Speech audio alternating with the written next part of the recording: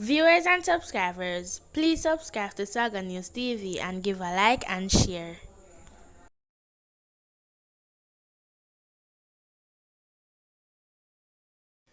The farmer who allegedly chopped his brother to death in Johnny Hill, Clarendon, earlier this week has reportedly confessed.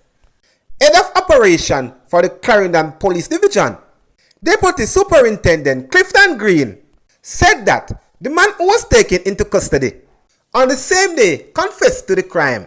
The deceased, George Jones, 43, of Johnny Hill district, was killed during a reported dispute with his brother.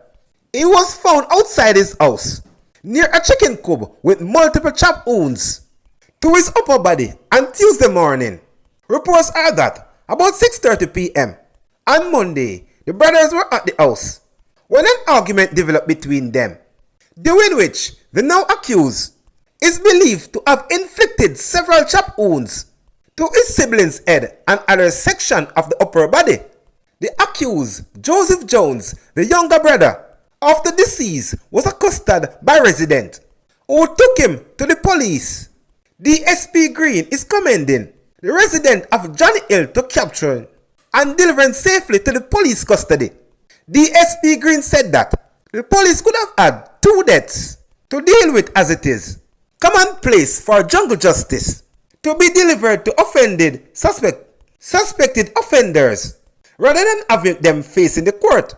In many communities, situations like these can lead to jungle justice or mob killings. However, Johnny Hill resident took an exemplary approach, responding quickly. Community members seized the accused and ensured that he was handed over to the law enforcement, upholding the principle of justice, he said.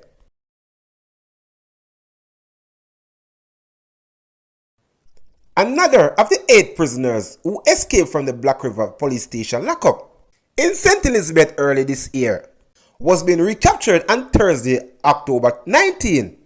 This brings the number of the particular escapee who have been recaptured, while one is believed to have been shot dead by his cronies. Reports are that on Thursday at about 2:30 p.m., law enforcers from the St. Catherine North Police Division conducted an intelligence-driven operation in Red Ground Trial Heights in the parish. The primary objective of the operation was the apprehension of 32 years old Kenneth Omari Stewart, a construction worker from Beacon Hill, St. Catherine, who was charged with murder and had escaped the Black River lockups in June 2023. During the operation, Stewart was located and apprehended without incident. He was reportedly discovered in a dwelling with the mother of his child. She is remained in custody and is under investigation as she facing charge for harboring a fugitive. Both individuals were transported to the Spanish Town Police Station and now under the direction of the Spanish Town Criminal Investigation Branch, CIB. The police are warning members of the public that harboring a fugitive is a criminal offense, and that person who are found in that act will be charged.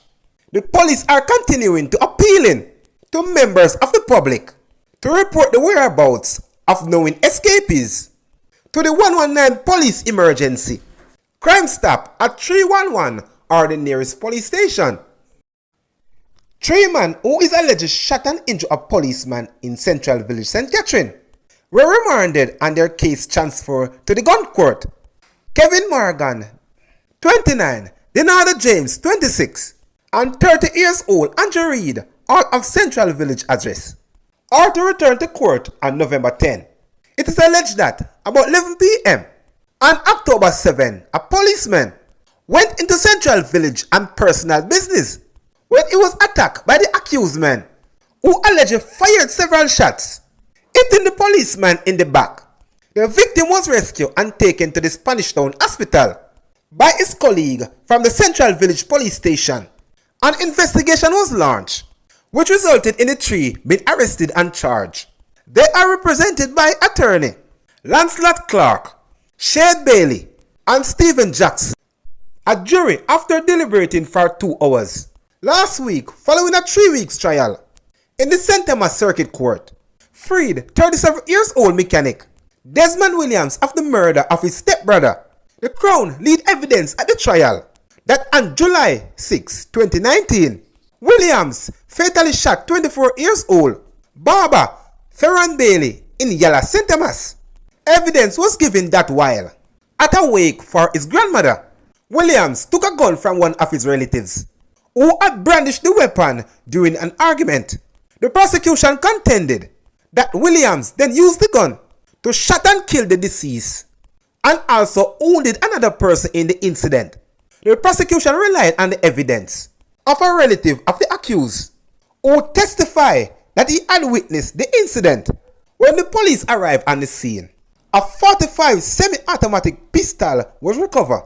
Williams told the police when he was arrested that when he attempted to take the gun from the relative, it went off accidentally. In a statement, Williams, who was represented by King's Counsel, Peter Champpenny, an attorney at law, Patrice Riley, told the jury that the shooting death of his stepbrother was an accident. Williams was also found not guilty of illegal possession of firearm and owned it with intent. Justice Courtney Dye, who presented at the trial, had left manslaughter the lesser offense for the jury consideration, but the jury returned a not guilty verdict. The long-run multi-million-dollar fraud and corruption case involving former Education Minister Roland Reid and his 4 co-accused is set for mention in the Kingston and St. Andrew Parish Court on January 12, 2024. The date was set last Friday when Reid, former Maritime Caribbean University President Fitzpinnock, Reid's wife Shereen, daughter Cheryl, and the Jamaica Labour Party councillor for the Brownstown Division, Kim Brown Lawrence, appeared in court. The 5 are facing several charges brought by the Financial Investigation Division, FID, in relation to more than $50 million that was alleged divert from the CMU. The charge include breaches of the Corruption Prevention Act, conspiracy to fraud, misconduct in a public office, at common law, and breaches of the Proceed of Criminal Act. The accused were picked up in a series of a dramatic early morning raid at their various homes in several parishes 4 years ago in October 2019. But the case has dragged on in large part due to a series of motion files by the attorney representing Reid and Pinnock for the case to be either dismissed or for a judge recourse himself. When the case was called upon Friday, Lawrence was assigned a legal aid attorney and disclosure was ordered.